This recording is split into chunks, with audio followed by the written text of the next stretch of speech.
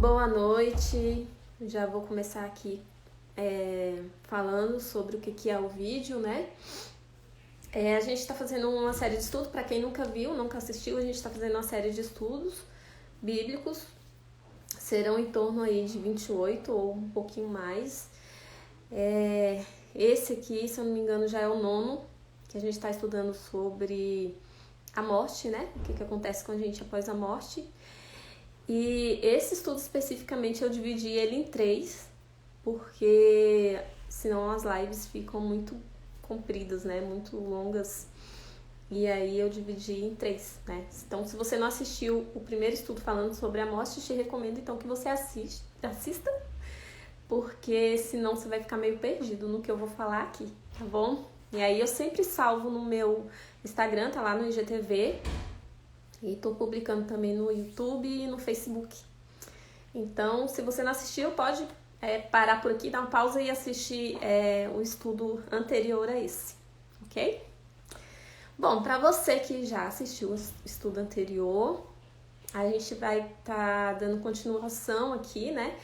No estudo anterior eu comentei que 2 ocasiões aparentemente contradiziam o que a gente já tinha aprendido, né, até aqui, que é a situação da parábola do rico e Lázaro e uma outra situação em que Saul consultou uma feiticeira e conversou com o profeta Samuel, né?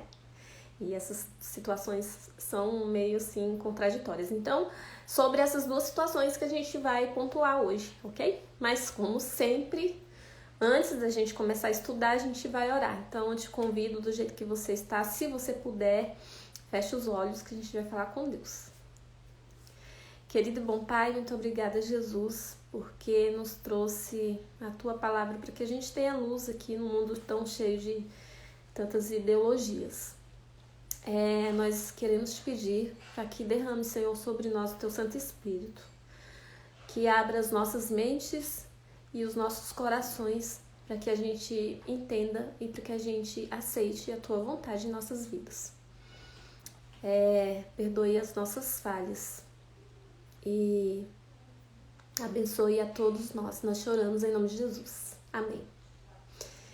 Então, a gente vai começar a falar então da parábola do rico e Lázaro, tá bom?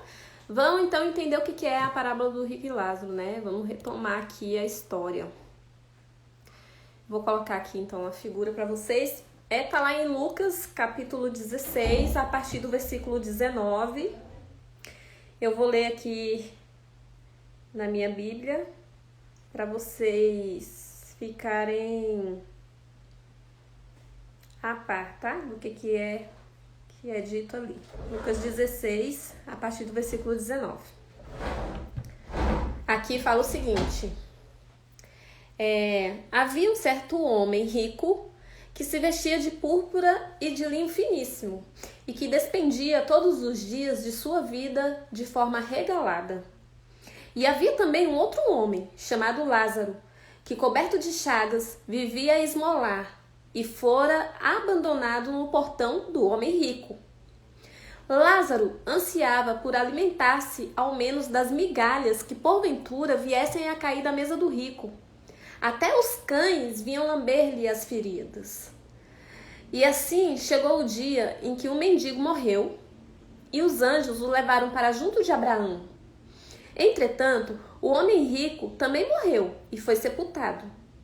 Mas no Hades, onde estava em tormentos, ele olhou para cima e observou Abraão ao longe, com Lázaro a seu lado.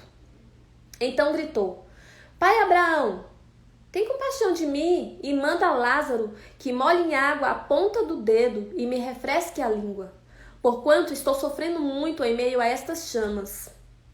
No entanto, Abraão lhe replicou: Filho, recorda-te de que recebestes todos os teus bens durante a tua vida, e Lázaro foi afligido por muitos males. Agora, entretanto, aqui ele está sendo consolado, enquanto tu estás padecendo. E além do mais, foi colocado um grande abismo entre nós e vós, de maneira que os que desejem passar daqui para vós outros não consigam, tampouco passem de lá para o nosso lado. Diante disso, suplicou: Pai, então eu te imploro que mandes Lázaro à casa de meu pai, pois tenho 5 irmãos. Permite que ele os avise, a fim de que eles também não venham para este terrível lugar de sofrimento. Contudo, Abraão lhe afirmou: Eles têm Moisés e os profetas, que os ouçam. Mas ele insistiu: Não, pai Abraão, se alguém dentre os mortos for ter com eles, certamente se arrependerão. Abraão, concluindo, lhe afirmou: Se não ouvem a Moisés e aos profetas, tampouco se permitirão converter, ainda que ressuscite alguém dentre os mortos. Então, vamos lá. Agora eu vou contar a parábola Vou parafrasear a parábola, né? Então tinham 2 homens, um rico e um pobre. O pobre, tem o nome dele aqui, era Lázaro, né? O nome do rico não é comentado. Tinham 2 homens. O rico passou a vida toda aí esbanjando, né, da riqueza dele. E não estava nem aí com nada das coisas da vida, né? Ele só queria desfrutar do que ele tinha. E tinha o pobre, que era Lázaro, que ele vivia mendigando, né, na mesa, no portão do rico. E além disso, ele era tão pobre que até o cachorro lambia as feridas dele. Então é uma pessoa muito carente. E aqui nesse mundo eles tinham essa vida. Mas aí os 2 morreram, né? Os 2 morreram. Só que o mendigo, o Lázaro, foi morar, né, no mundo dos mortos. Ele ficou com Abraão, né? E o rico não. O rico, ele ficou num lugar bem distante, mas os 2 conseguiam se ver. Mas tinha um abismo, na verdade, que separava os 2. E esse rico, no mundo dos mortos, os papéis se inverteram. Então o rico, ele ficou ali sendo uma pessoa carente e que estava em extremo sofrimento do lado de lá. Tanto que ele fala assim: vai lá e avisa meus irmãos. Pede para ele avisar meus irmãos, meus 5 irmãos, como que aqui é horrível, é um sofrimento terrível. Então o rico estava sofrendo muito no mundo dos mortos. E o mendigo não, né? Lázaro estava do lado de Abraão e, pelo que a gente entende aqui da história, estava feliz e contente, né? Porque estava com Abraão, nossa, estava com Abraão, gente, o pai da fé. E aí, quando isso acontece, o rico fala para Abraão assim: pede para que Lázaro molhe a ponta do dedo dele e me refresque a boca. Então dá a entender que ele estava num lugar tipo muito em chamas, né? Que quando a gente fala de inferno, assim, no senso popular, assim, a gente já vê inferno como chamas, fogo, né? Coisa assim. Então aí ele pede para que molhe a ponta do dedo com água e toque na boca dele. Só que Abraão fala que não tem como, porque tem um abismo imenso entre os 2. Não tem como nenhum passar pro lado de nenhum para fazer isso. E aí o rico fala assim: então deixa que Lázaro volte pro mundo dos vivos e eu tenho 5 irmãos, né? Pede que ele vá, meu pai, e avise os meus irmãos como aqui é horrível. Ou seja, dá a entender que os irmãos desse homem rico também conduziam a vida da mesma forma que ele, né? E aí ele pede para que Abraão permita que Lázaro vá lá para avisar esses irmãos dele, né? Para eles mudarem o estilo de vida, que aí então, né, morrendo, eles vão ficar do lado de Abraão e não do lado que ele está ali, extremo sofrimento eterno, né? E aí Abraão fala assim: não, mas ele não pode voltar ao mundo dos vivos, né? E ele fala o seguinte, ó: os vivos, né? Abraão se refere aos vivos. O que eles têm? Eles têm... Desculpa, gente. Eles têm aos profetas, né? Deixa eu pegar aqui exatamente como é que ele fala. Peraí. Eles têm Moisés e os profetas. Isso aqui, gente, a gente pode entender como eles têm o quê? A Bíblia, né? Moisés e os profetas é como eles têm o quê? A Bíblia. Então não é a mesma coisa de Abraão tá falando assim, eles têm a palavra de Deus, a Bíblia, né? E tem os profetas também, então que escutem eles, né? Mas aí o homem rico fala assim, não, deixa ele lá, porque se alguém ressuscitar sair daqui do mundo dos mortos e for lá no mundo dos vivos e avisar que aqui é terrível, né? Um sofrimento horrível, eles vão acreditar. E aí Abraão também repreende novamente o homem rico falando assim, não, se eles não acreditarem em Moisés e nos profetas, mesmo que ressuscite alguém dos mortos e vá ter com eles não acreditarão. Beleza, a história é essa.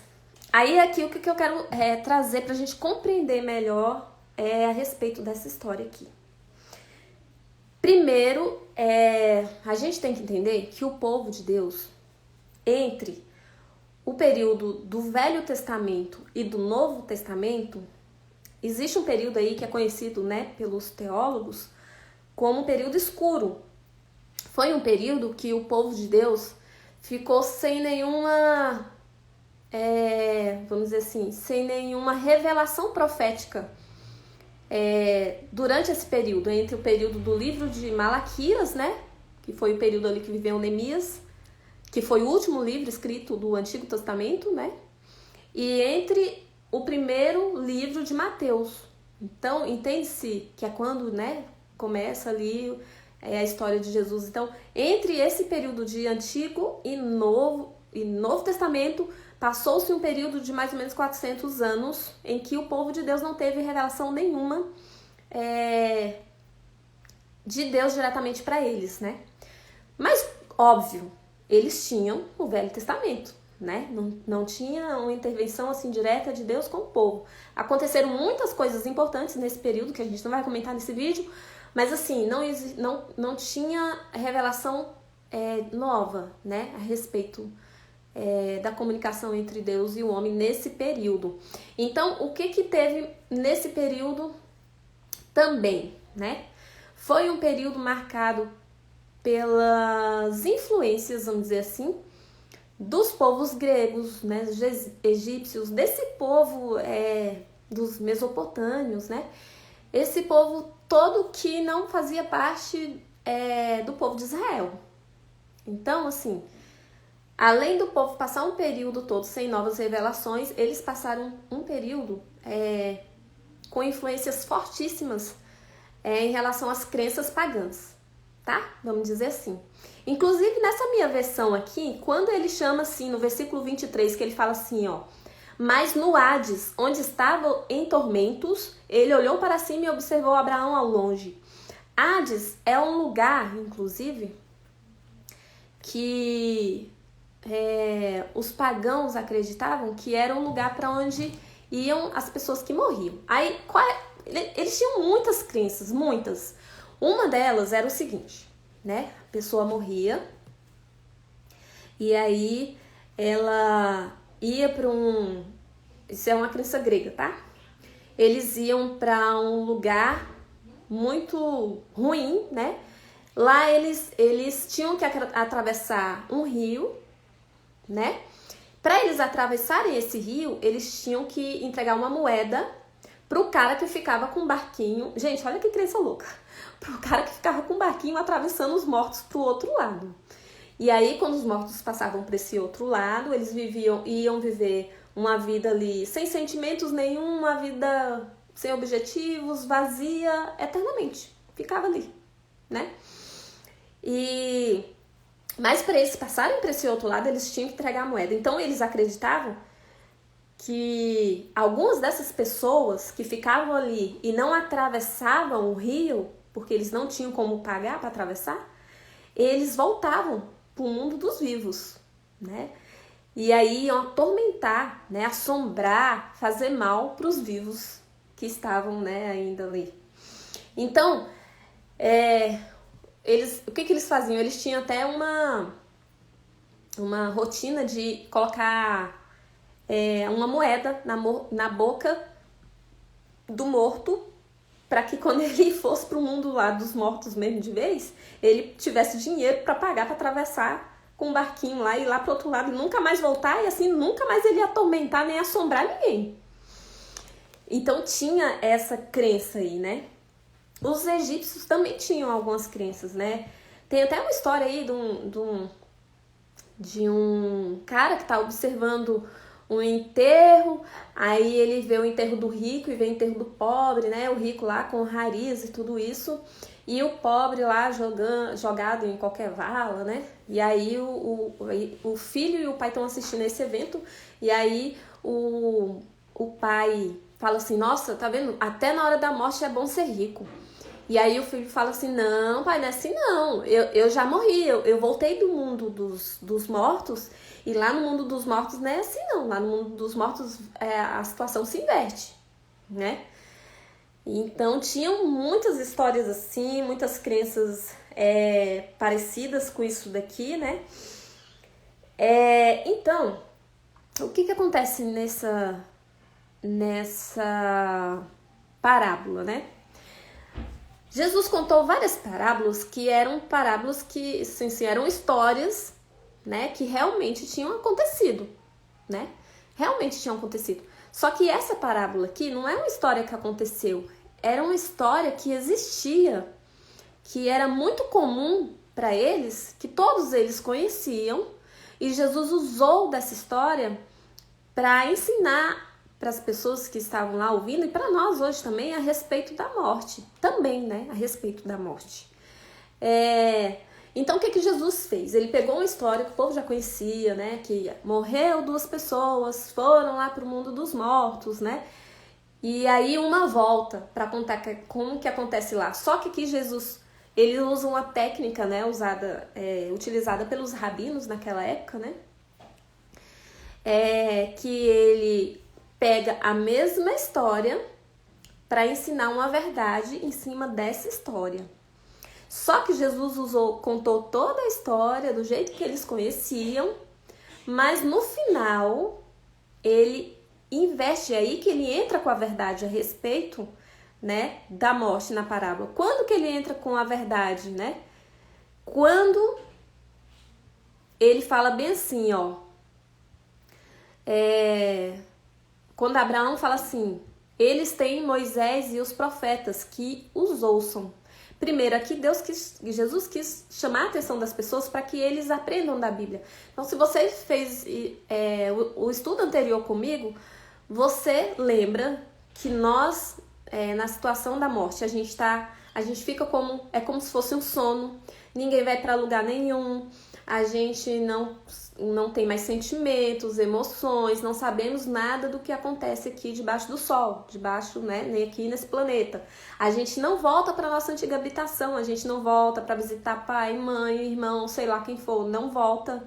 A gente perdeu o fôlego de vida, nossa matéria volta ao pó, ou seja, a gente vai deixar de existir. Assim como a gente não existia antes de nascer, a gente vai deixar de existir quando a gente morrer, né? E quando é que a gente acorda? Quando Jesus volta, né? No estudo anterior a gente viu tudo isso com um pouquinho mais de detalhes. Então, Jesus aqui chama a atenção para a Bíblia. Então ele fala assim, volte sua atenção para a Bíblia. Então, o que Deus quer mostrar pra gente aqui? A gente tem que acreditar no que a Bíblia diz, né?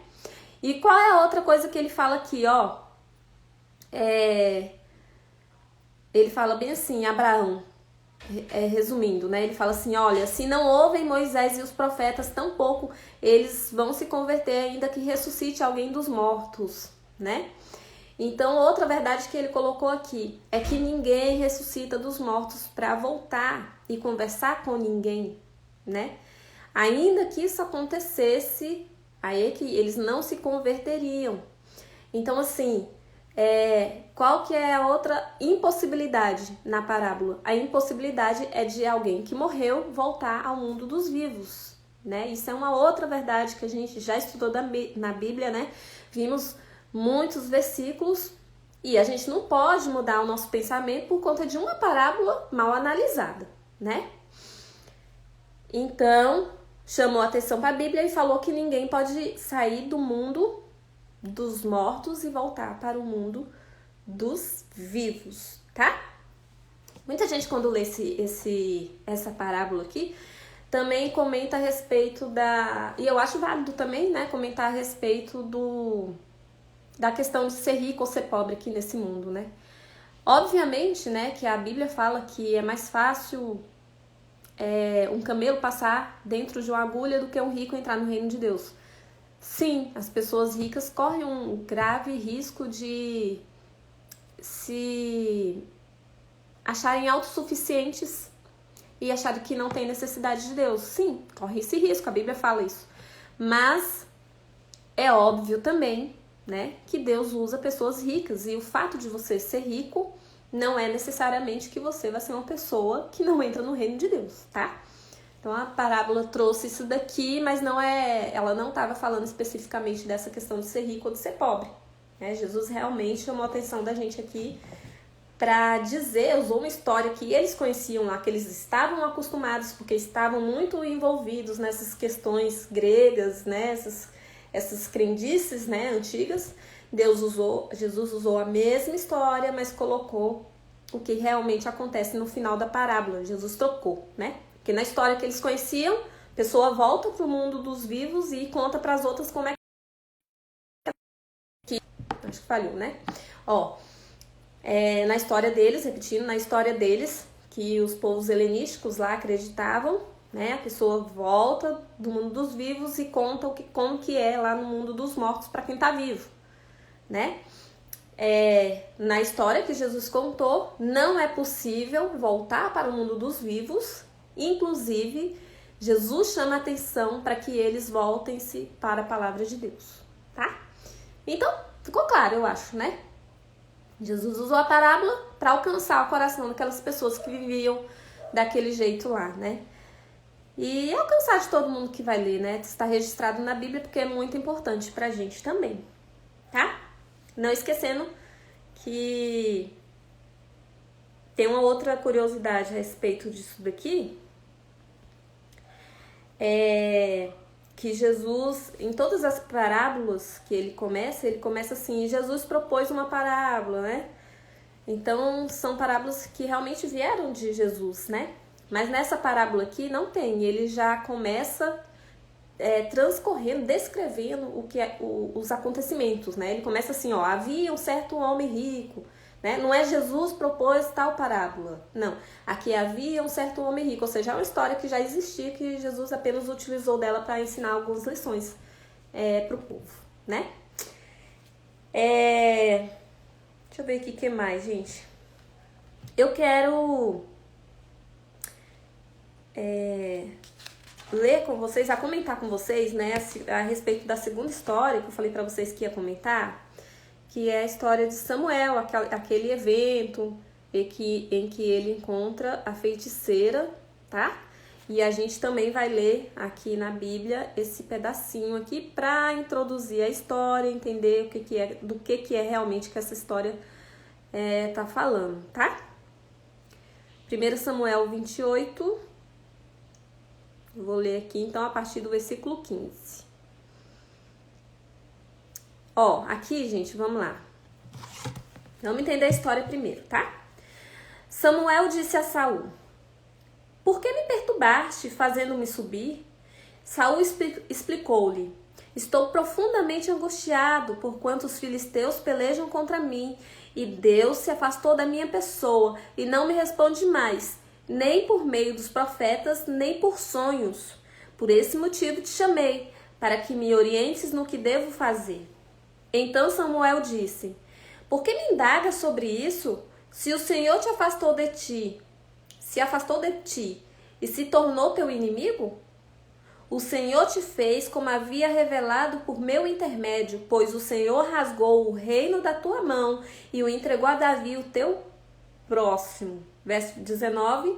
E porquanto o Senhor entregará a ti e a todo o povo de Israel nas mãos dos filisteus, e amanhã tu e teus filhos estareis comigo, e o Senhor entregará todo o seu exército de Israel ao domínio dos filisteus.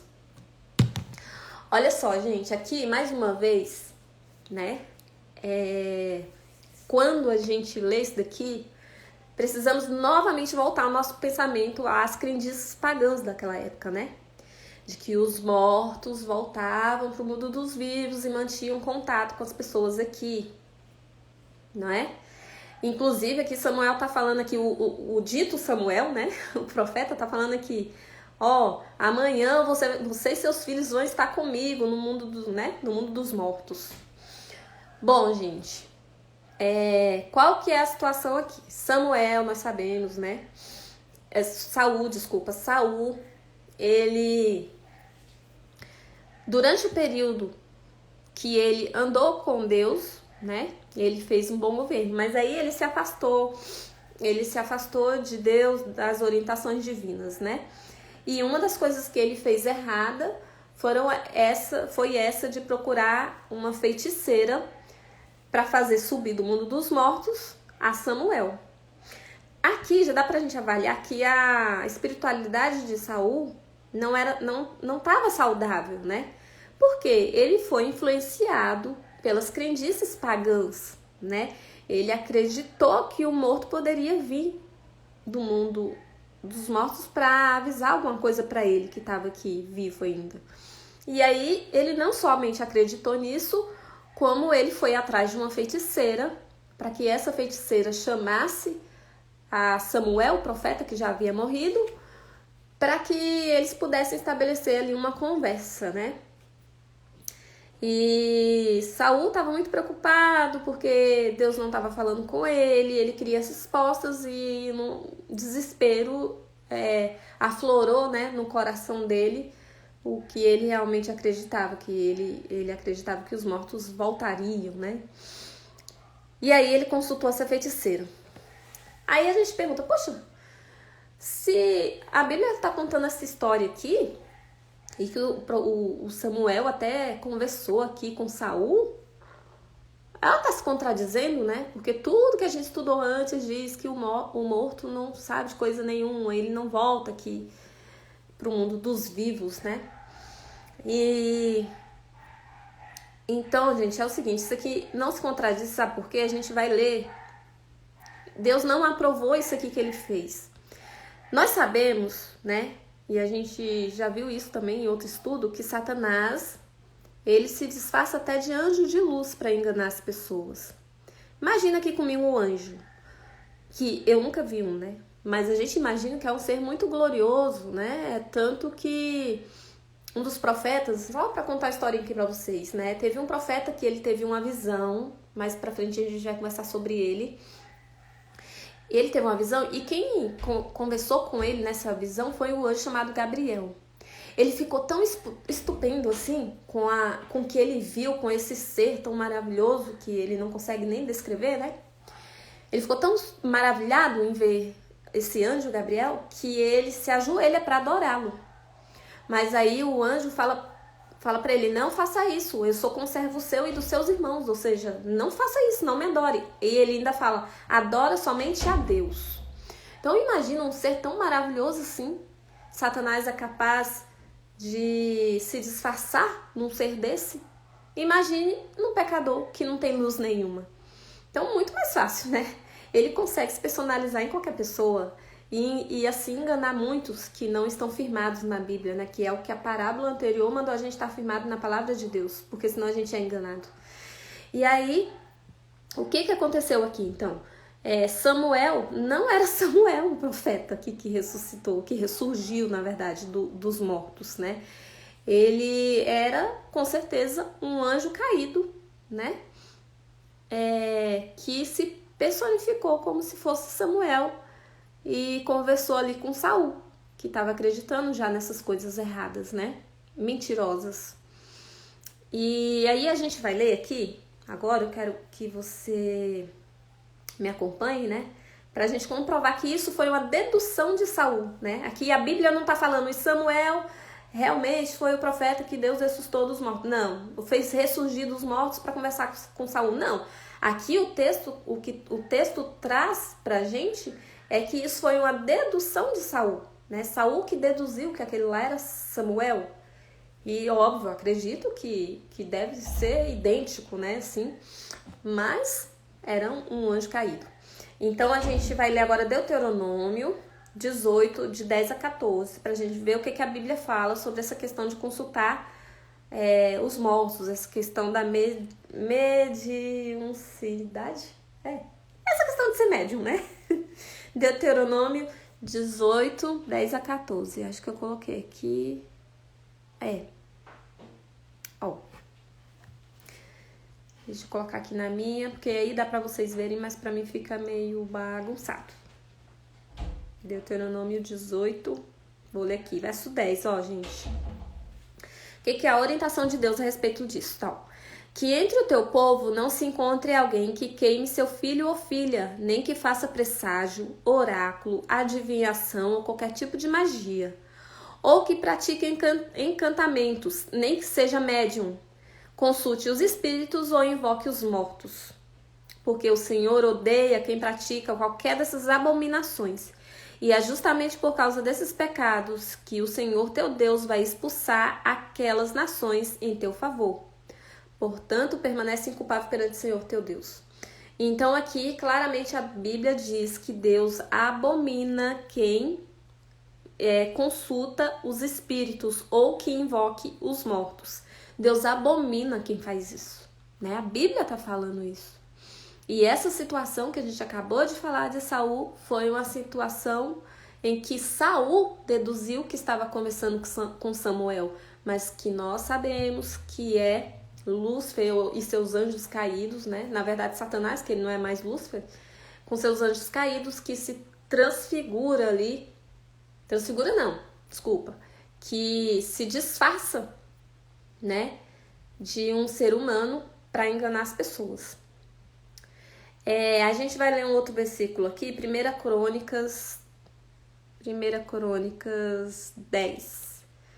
Aqui, ó, gente.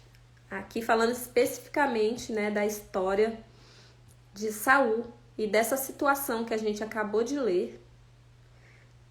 Crônicas 10, aqui a partir do versículo 13, fala o seguinte, ó. Não vos sobreveio tentação que não fosse comum aos seres humanos, mas Deus é fiel. Deus é fiel e não permitirá que sejais tentados além do que podeis resistir. Não, gente, desculpa, eu tô lendo errado.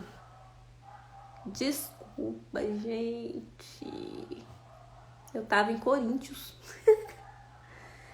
1 Crônicas 10. Aqui, agora tá certo, vamos lá.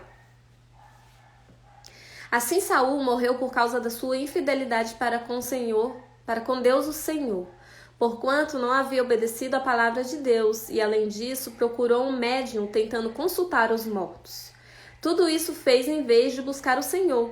Por isso o Senhor entregou a morte e transferiu o reino a Davi, filho de Jessé.